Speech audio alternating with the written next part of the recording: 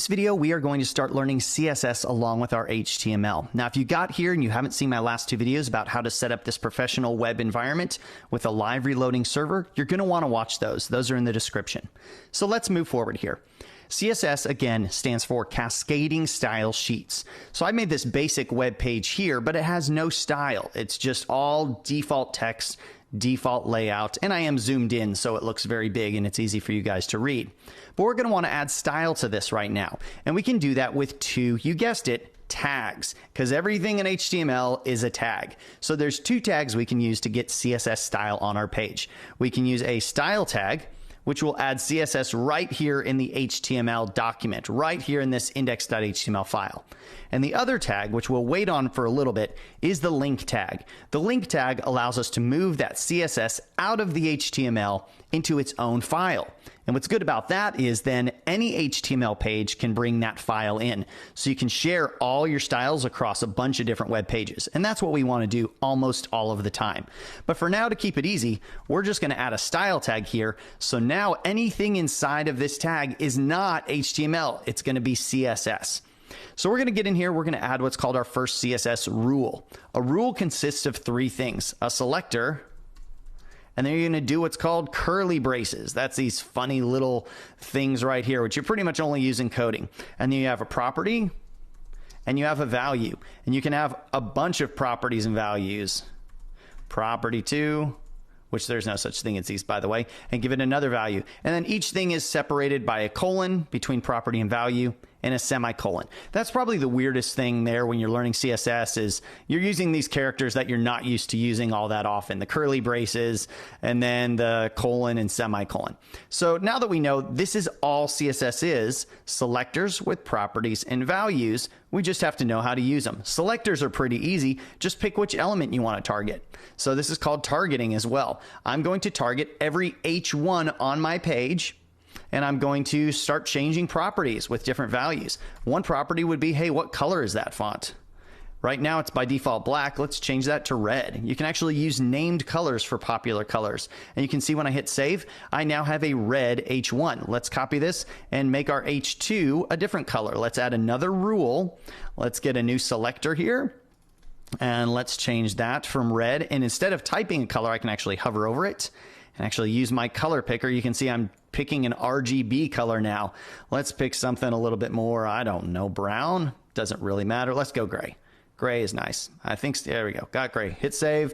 And now my H2 is grayed out. So that's going to be how you add rules. That's CSS right there in a nutshell. Selectors, properties, and values. I can change several properties on here.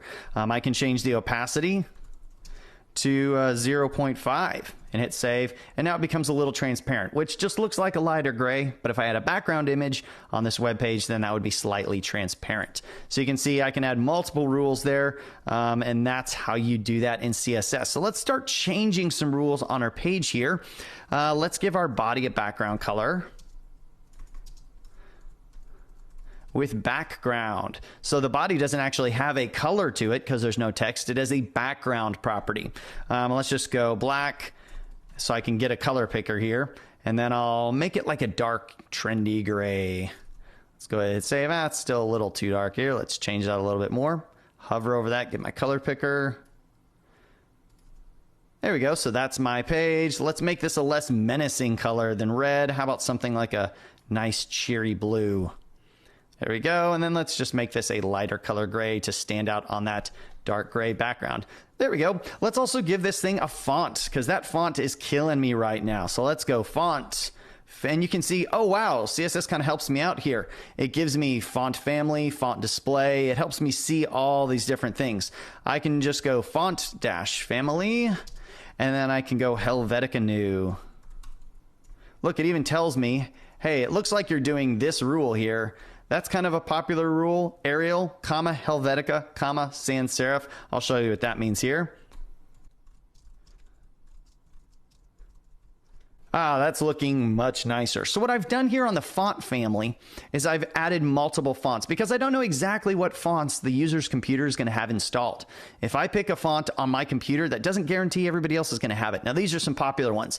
Helvetica New, Helvetica, those are Mac fonts. Arial is kind of the same version of that, only not quite as good, that Windows machines pretty much all have, and then sans serif. So there's some ways you can get around the font problem, which we'll get into in future videos, and make sure that the font you want is available for every user. But for now, you pick a font family that you know is going to be popular on almost everybody's computer. Just please don't pick Comic Sans. Please do not ever pick Comic Sans. So there we go. I've made my font family, and I'm going to zoom this back out. That's actually what my web page looks like, but it's pretty small on that screen, so I'm going to zoom back in here.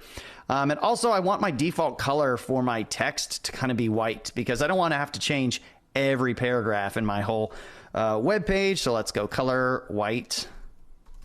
There we go. So now my default color is white. Let's go ahead and target that button and kind of change the background color of that button.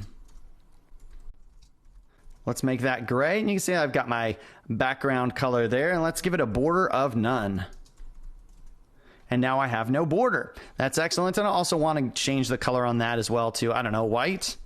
So now you can see I'm kind of styling my web page. I could also give this H1 a background color. Let's make this black. So really dark black background for my H1.